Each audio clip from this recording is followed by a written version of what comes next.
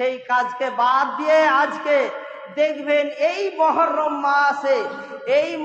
মাসে দেখবেন অন্য সম্প্রদায়ের লোকেরা দেখবেন এই তাজিয়া নিয়ে দেখবেন শরীরকে ক্ষত বিক্ষত করবে, দেখবেন বড় বড় তলোয়ার নিয়ে, বড় বড় ছোরা নিয়ে, আপনার ব্লেড, আপনার কাঁচির মতন জিনিস এই নিয়ে তারা দেখবেন, তারা হাই হোসেন মনে করেছিল, তারা আদৌ বুঝেও না, আদৌ জানে না যে এর আসল রহস্য কি।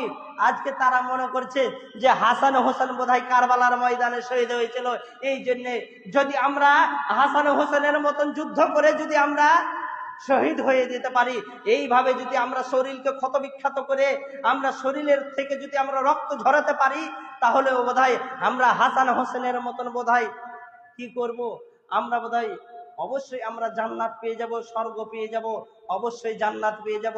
অত মামার বাড়ির আবদার নয়, জান্নাত অত বাড়ি মানে জান্নাত পাওয়া অত সহজ নয়। যেই মানুষটা দেখবেন, যেই মানুষটা নামাজের ধার ধরে না, নামাজের আইন কানুন বুঝে না, নামাজের তরিকা বুঝে না, নামাজের ধার ধরে না, মসজিদটা কোন দিকে আছে, মসজিদ পশ্চিম দিকে না পূর্বে দিকে কোন দিকে আছে, সেই মানুষটা জানে না। আজকে মদ খেয়ে দেখবেন শরীরকে ক্ষত বিক্ষত করছে, গাঁজা খেয়ে আপনার শরীরকে ক্ষত বিক্ষত করছে। তারা তো আল্লাহর প্রেমিক নয়, তারা তো রসুলের প্রেমিক নয়।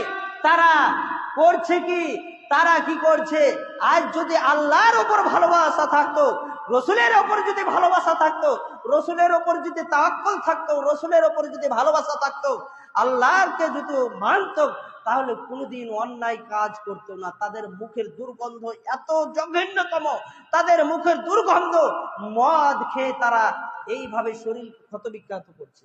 আপনি নিজে পারবেন গো ইনজেকশন করতে? নিজে পারবেন? আপনার নিজের চামড়াকে কেটে দিতে পারবেন গো? পারবেন না, সহজে পারবেন না।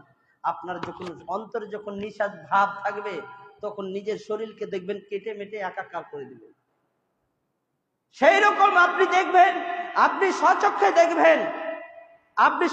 দেখবেন, চলে যান, সামান্য বেশি দূর যেতে হবে না, আপনি চলে যান বড়জে যেতে হবে, আপনি দেখবেন যে কত, যে সমস্ত হাতে বালা আর হাতে আপনার তাবিজ, মনে হচ্ছে যে একে দেখে মনে হবে যে এই মুসলমানের ঘরের ছেলে।